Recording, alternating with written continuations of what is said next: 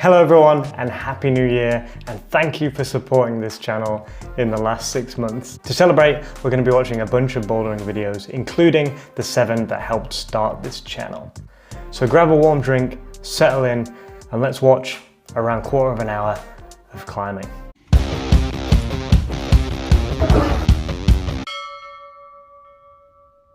This dyno looks like it was done in slow motion. That's because you've got to get as close to the wall as possible before you make the final pop. Then make a few moves and grab this sloper really hard so you can hoik your leg up here. And then you're at the top. Then Mr. Long comes along to show you that jumping is actually for punks. There are some advantages to having him around though. Have you ever done a move that looked cooler in your head than it did on the wall? I was really proud to do this dyno as it required a really precise right hand, left hand movement. I've never done a move like that before.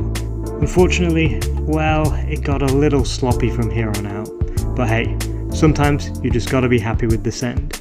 And sometimes your camerawoman cuts you off before you've even had a chance to. Do you ever feel like someone's out to get you? Maybe, for example, your route setter uses a dual tech instead of an actual foothold. Well, in these situations, I suggest just going with the flow. If you stay true to your style, pull hard, and maintain a positive attitude, well, maybe, just maybe you'll make it to the top. Either that or fall to your death. Who can say? Sometimes a climb is so much fun, you just have to get it on film. In the start to this climb, you have to leap from the volume and use the momentum to bump your left hand up to the crimp. Then, work your legs up a bit more, and you're halfway there. The next part is quite tricky if, like me, you have the flexibility of an iron rod. But you should be able to wedge your foot against this volume here, and, with a little bit of knee scumming, make your way to the top. And hey, you've got a nice video to show your friends. Or not. What separates a great climbing video from a alright climbing video? Well, for starters, don't randomly shake the camera. And don't heckle your climber. Also, it tends to be a good idea not to have your love handles hanging out the back of your shirt. But hey, at least I finished the climb this time. For a nicer video, be sure to frame your shot well and choose a subject who tackles the problem with confidence. Next, be sure to pan the camera to give your audience a nice idea of the 3D space. And finally, and most importantly, you must remember to never... Why is climbing so addictive? Well, for me, it's because some tasks seem insurmountable at first. But if you focus on your technique, get on the wall enough times, and put in enough effort, well, you never know, you might just surprise yourself and make it to the top. Even if there's a couple of obligatory foot slips along the way. Well, that's my reason, but why don't you tell me? What makes an easy dyno? Well, good hand and foot holds, plenty of room to wind up, and of course, a nice, smooth catch. Just because the dyno is easy, doesn't mean the rest of the climb will be though. There was some heel hook beta here, but I was already in the mood for throwing hands, so I just threw a couple more and made it to the top. Whichever beta you prefer, now you know. So those 7 videos were the foundation of this channel, and thanks to you, they were pretty successful. So successful, in fact, it encouraged me to try something new, a long-form video, where I reviewed Beta Boulders Österbro, a brand new climbing gym that had just opened down the road from me here in Copenhagen. And to promote the release of that video, you guessed it, another short. There's something unusual about this climb, and I wonder if you know what it is. For all those of you who said the climber, screw you. This climb is actually part of the first set of a new gym that opened here in Copenhagen. And I just made a full-length video about it here on this channel. If that sounds interesting to you, and you'd like to support this channel, head over there and check it out. Or not, I'm not your mum. I wasn't going to film today, but then I came across this awesome step-up dyno, and that isn't even the coolest part. The next section involves these crimpy side pulls that always just make you feel strong. And I know for some of you, feeling good just isn't enough. You're going to ask me, but T, what grade is it? Well, you'll be glad to know it's a joker, just like you. What's your favourite opening? Mine's the Stonewall Defence. Wait, this isn't a chess channel, it's a climbing channel. So I should say, a nice dynamic step up is my favourite way to start a climb. It just instills the whole problem with this great sense of energy, and you can carry that confidence all the way to the top of the wall. But hey, that's just one guy's opinion. What about you? Balls! This route setter loves balls. Now this rather aesthetic collection of holds actually comprises two separate climbs. On the right we have this green one, which is nice and easy, and we dispatch of it pretty quickly. On the left and a few grades higher is this orange problem, consisting entirely of these round slopers. Once you've figured out the sequence though, it's not too tricky. You just have to make sure that you avoid all the traps and always go for the best holds. Although I made this end, I did make some mistakes here at the end of the climb. But that's okay, because otherwise I wouldn't be able to shout. How many moves do you need to make a climb? Well, this one certainly was short and sweet. I wasn't flexible enough to get my feet into position statically, and so I had to swing them into place dynamically. Then up to this crimp so you can carefully rearrange your feet, and all that remains is to build confidence for that final jump. And to kick all the holds that the route setter kindly left as a trap. Why does everyone hate slab so much? They can be just as fun and dynamic as every other kind of climbing. Of course, you have to be precise with your footwork, and they can feel a little bit sketchy at times, but I don't think that means they all deserve to be painted with the same brush. So I challenge you, go out and find the most fun slab you can. And in the meantime, try and explain to me, is this showboating? In this problem, you have to climb across the roof of the cave before exiting on the left-hand side. Now, as intended, you're supposed to use your feet, but of course, this requires a bit of precision, a lot of skill, and most importantly, quite a bit of energy. But if you pull hard, you'll make it to the end fairly simply. However, there is a much simpler solution. If you can generate some momentum, you can campus through the first few moves, skipping out all that pesky footwork, and then flip your feet up like so. Assuming your foot doesn't slip, you'll make it through the problem much more efficiently. Ascend is ascend, but what do you think? Is that a smart technique? Is it a beta break? And most importantly of all, in October, the Copenhagen Climbing Festival kicked off, and it has been a source of so much footage for this channel, including the most watched video that has now racked up to 13,000 views. It is also going to be the source of inspiration for a new video coming out later this year.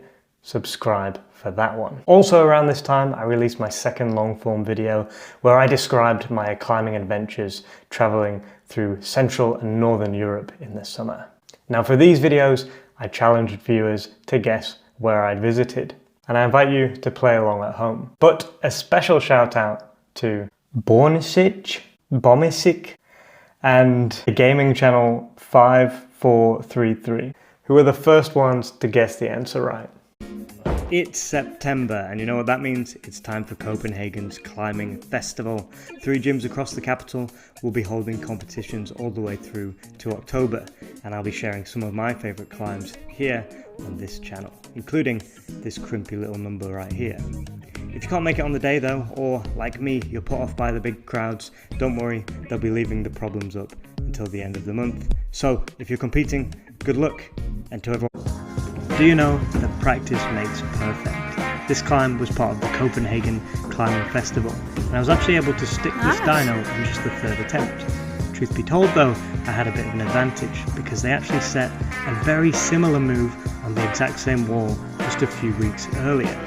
That said, I started to think quite a lot about the ending because, well, they didn't recycle the entire climb at least. So, build up that muscle memory, and soon it'll be you asking randos on the internet, what's the longest boulder problem ever? Well, I don't know, but I do know this is the longest boulder problem that I tried at the Copenhagen Climbing Festival, starting with that brutal 4-point start that exists purely to drain your energy. Once you're around the corner, all the holds are fine, but not good enough for you to rest, and they really sap your energy. I do, however, really love this ending sequence, which involves this crimpy side pull, and reaching up to this dish that, you guessed it, is also not as good as it looks. Nevertheless, with some heavy breathing, I managed to make it to the end and catch myself spraying Beta on camera. While my feet were still over there. What got you hooked on climbing? For me, it's because it terrified me. I was afraid of falling, I was afraid of heights, I didn't trust my body, and I certainly didn't trust the holds on the wall, and I wanted to overcome that. Now I've got a lot more experience, I get afraid a lot less often. However, balancy climbs like this one at the Copenhagen Climbing Festival still give me a boost of adrenaline. Nevertheless, there's a trick to this one, because the footholds are actually incredible, which means there's all the thrill of thinking you're going to fall with none of the actual risk. Fantastic. It's time for a beta break. This problem was part of Copenhagen's climbing festival in Van Loosa, and it was pretty hard, to be honest. You have to use this heel hook to work your way up here into this horrible Gaston all the time on these terrible slopers. And once you've done that, you have to swing into this side pull and try and work your way up here. And when you inevitably fail, you're going to upset your camera woman. No. On the other hand, if you're sneaky, you can go for the beta break. By swapping your feet early, you can get your other foot high up onto this volume, skipping out a lot of the climb. And when you inevitably succeed, make your cameraman very happy. Take that, route setters. Did you know that every climb has a story? And this one was a story of failure. At least until it wasn't. You see, I figured out that the trick to this dyno is that the left hand isn't as good as it looks, and you have to catch and compress at the same time.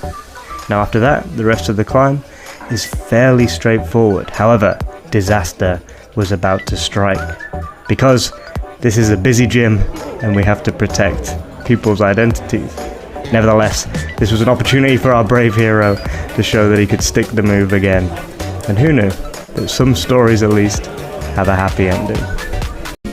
Have you ever failed to do a move justice? This dyno felt so great to catch with one hand. However, one shoulder isn't strong enough to hold it, and so I twist violently back into the wall. Thankfully though, the rest of the climb didn't want to make me feel bad, and so I could very easily just throw every move to the top.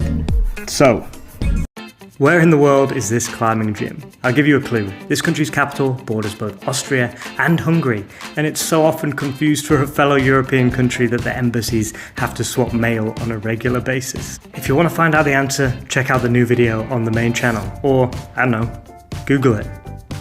Aren't you kind of bummed that Halloween is over? The fading decorations reminding us that the real fear isn't ghosts or goblins or whatever the hell this thing is, but rather that all good things must come to an end. This cheeky chappie, for example, certainly has seen better days. But I heard that the secret to keeping him happy is to tickle him under the chin and then grab him by the temple. This boulder problem though, like everything else, has to come to an end, and it's time to put him into the closet again. Until next year. Where in the world is this climbing gym? The city's symbol is the industrious worker bee, and it's where Nobel Prize winner Ernst Rutherford first split the atom. It's also the birthplace of the suffragette movement that gave women the right to vote. If you want to support this channel, go and watch the full-length video to find out the answer. Otherwise, I don't know, read a book or something?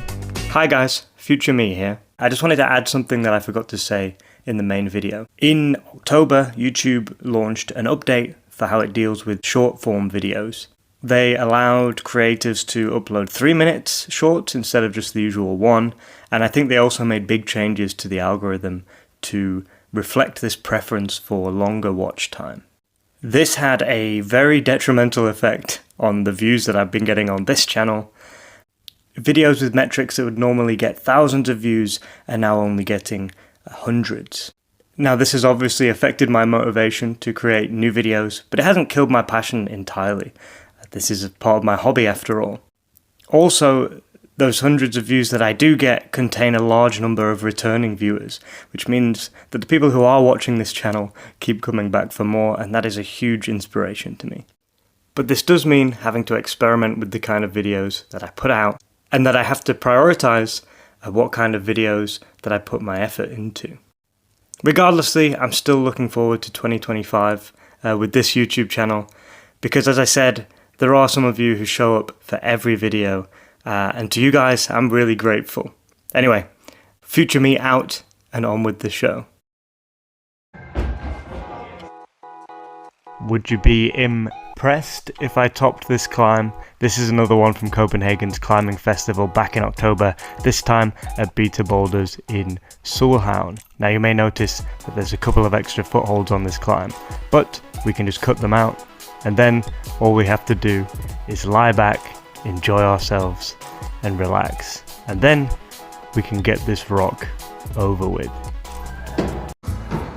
I'm currently running an experiment to see which style of climbing is the most popular on YouTube, and slab is losing hard, which is a shame because it's my favourite.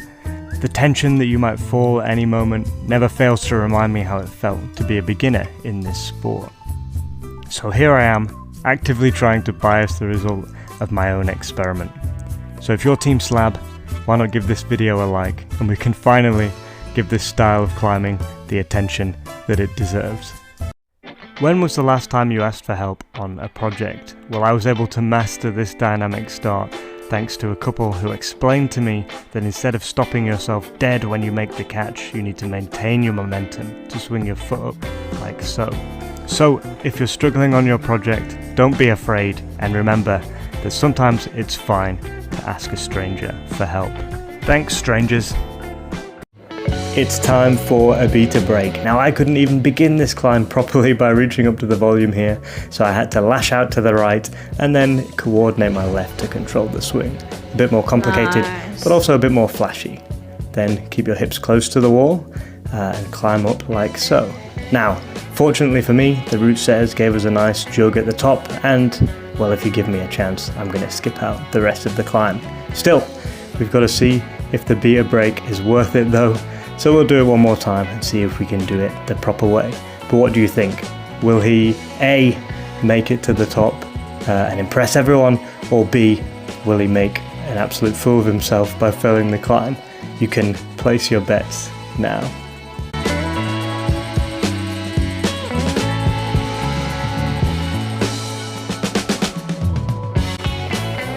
Come on, have some faith. This year I started a YouTube channel and it's been great, but did you know it also changes the way that you climb? Most notably, you have to repeat climbs again and again and again until you get it just right. But this, of course, is a great drill, and it's probably improved my climbing quite a bit. But if you want to help me reach my 2025 climbing goals, head over to the main channel and check out the new video. Otherwise, Happy New Year anyway, Scrooge.